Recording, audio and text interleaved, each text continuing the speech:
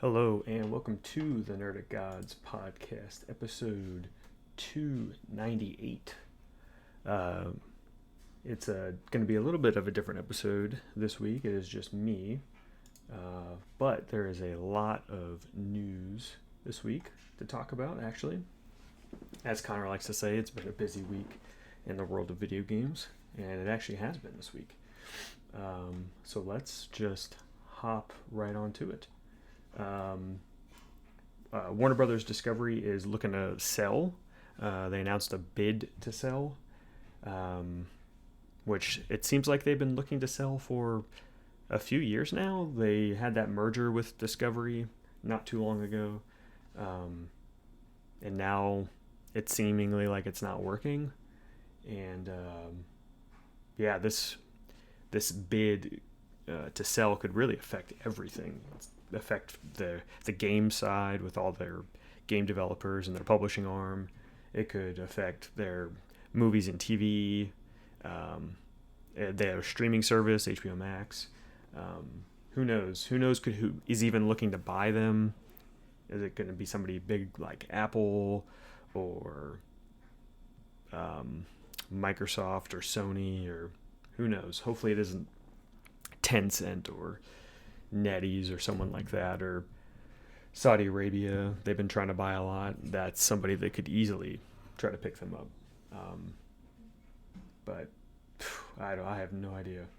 I hope that it doesn't go to someone. Hopefully they could just keep it themselves, maybe spin off a few things and kind of maybe just spin off their gaming division, maybe keep their movie and TV and streaming service. Maybe give the gaming division to somebody that can actually do something with it.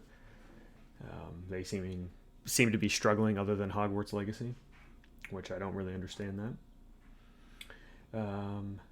Next up, EA is just expanded their NFL licensing agreement all the way through 2030, which is sad. I think more people would like more than just EA making Madden games every year. I think letting Take-Two be able to make their football games again would be great, or anyone else. I know Konami makes eFootball. It'd be cool to see maybe if Konami would like to make other sports games, maybe hockey and football and all that, but American football. But just having EA be the only one to be able to make NFL games is insane. Like, we just don't see enough new with Madden, just every year churn. And yeah, we're going to keep that churn for another 5 more Madden games. Insane. Next up, we finally got a release date for Marvel's Cosmic Invasion, which they've been teasing this game for months and months and months with just new characters.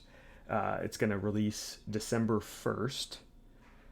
And they also announced alongside the release date 2 new playable characters. It's going to be Phoenix and Iron Man. And I think that's all of the characters that will be playable, at least at launch. They might end up doing some DLC or something, but I'm not too sure about that. But December 1st, it's a long wait. I feel like they've been talking about this game so long. Like, I don't know why they were so talkative. They should have just not said a lot. I don't really like the rollout that they've been doing with this game, with just having a few characters every couple of weeks. I think they're a little too talkative instead of just being quiet and have a big pop with the announcement for the release date. But still, I'm very excited for this game. Right at the end of the year, it's probably be my big December game, I think.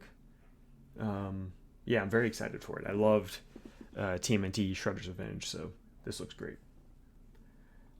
Next up, Massive Entertainment, the developers of Division and Star Wars Outlaws and that Avatar game, have announced some layoffs. More layoffs, of course. Very sad. They did say that they're still committed to a lot of Division 2 stuff and Division Resurgence, and they're still developing Division 3. So I'm not... This seems like some ultimate AI push to replace some of the jobs that they're losing here, but still try to make the games that they've announced and update the games that they're still updating, which just seems terrible. Seems terrible. We're in a very bad way with not only the layoffs, but where these tech companies want to try to push things. And I think we've yet to really see the downside of that. I think we will in the next few years.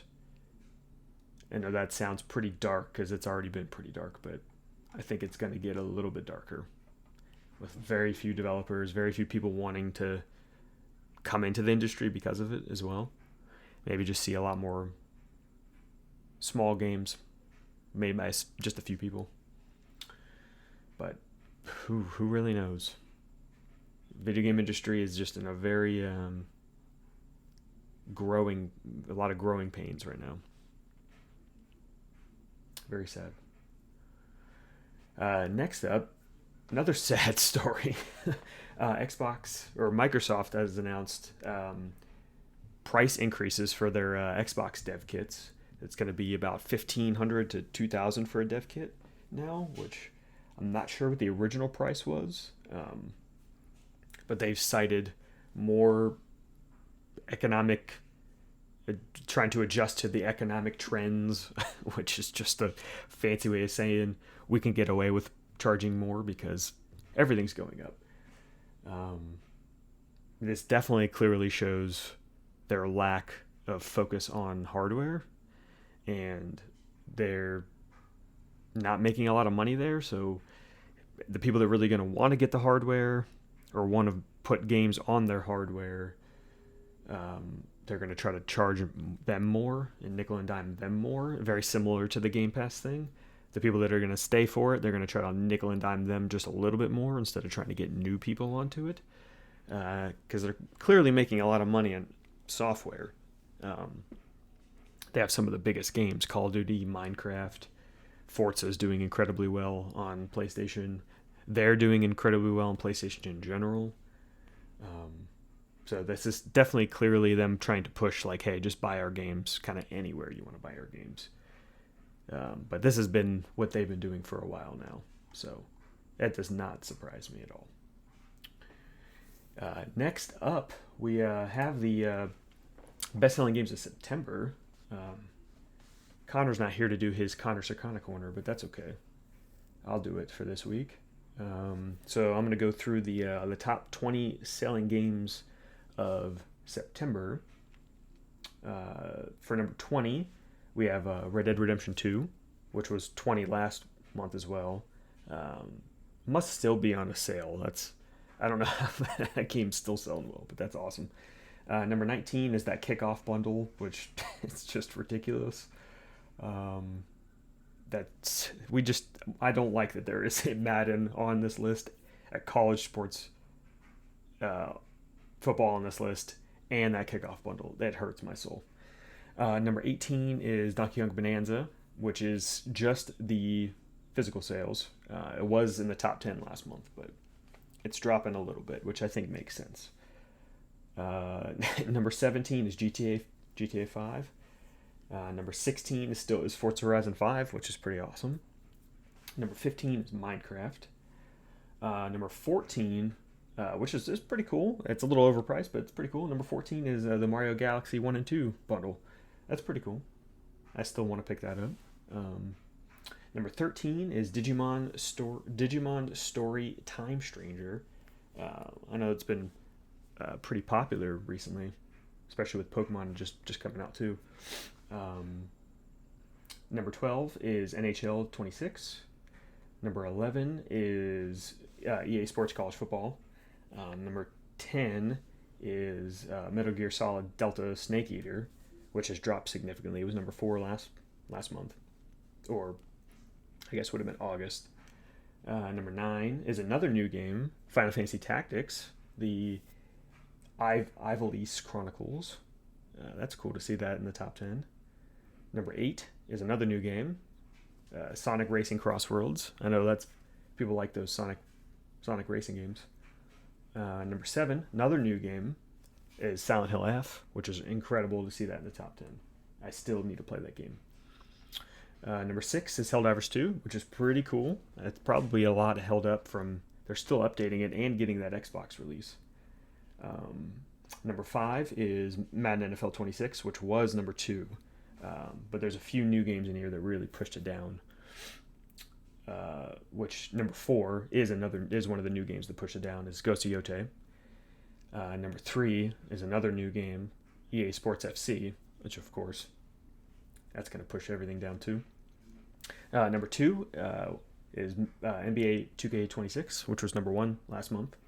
We have a new number 1 for this month, is just Borderlands 4, which is definitely, I expected it to sell super well. So yeah, for its first month being number 1, I think that makes a lot of sense. I'm curious if how high that will be in the top 10. I think for sure it will be in the top 10. I think Take-Two's going to have a pretty big year this year with that. All right. Let's move on to what I've been playing. So I've been playing, I guess I'll just start with Borderlands 4. Have beat Borderlands 4. I think I played about 70 or so hours of that game within about a month. Yeah, that game's great. A little more serious than I would want a Borderlands game to ultimately be. I think they really toned that dial way too far back. I think they maybe can try to find more of a balance for Borderlands 5. The story, not super wide and expanding like 3 was. I think it's a solid story. Not my favorite, but a solid story. Definitely sets up, I think, like a new trilogy after this. I don't really want to spoil anything there, but definitely sets up some things for what the next few games could be. But yeah, all the 4 Vault Hunters they feel super great. If you like shooters at all, the game just feels so good to play. It really does. I highly recommend the game. It'll probably be in my top 10 for sure this year. I don't think anything will really knock it off. What else have I been playing? I played a little bit of Pokemon. I played maybe 2 hours of Pokemon. Not as much as I really wanted to play. I kind of got it on a whim, but I'm enjoying it so far. I don't know if I like it as much as an Arceus though. I'm still early. The combat feels pretty good. Just the kind of everything you're doing. Around the city, I don't really like so far. The city's a little boring compared to Arceus being kind of out in the wild. But maybe I'll like the city more over time. I'm not too sure. But the battling has been really the biggest change. It being more of a active time, moving around battle system. It's very unique. I do like it. I've been a proponent of I like the turn-based combat though. So I definitely don't want to see the turn-based go away, but I do like this combat, and I'd like to keep seeing them evolve this combat. There's a lot going on with the controls, so I'm still early, so I'm still trying to figure out the controls, but it feels good to be able to quick swap a Pokemon if you are weak to something and you have something that's better. That feels really good. Being able to catch, the catching does feel kind of like Arceus. I haven't really been able to catch a ton, so I'm not sure if they have evolved the catching anymore. It just seems like a lot of the innovation went into the combat.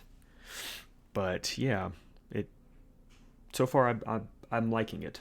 I'm not loving it yet. I did really like Arceus. Arceus has been one of my Pokemon games that I've liked in the past 10 years or so.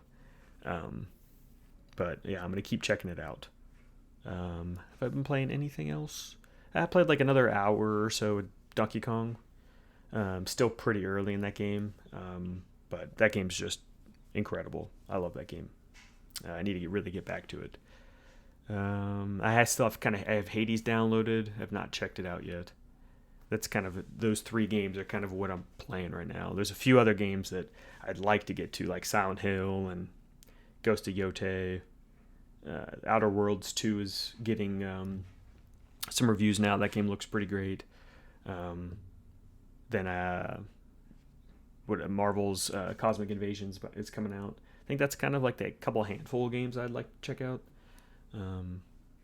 But yeah, thank you for listening or watching.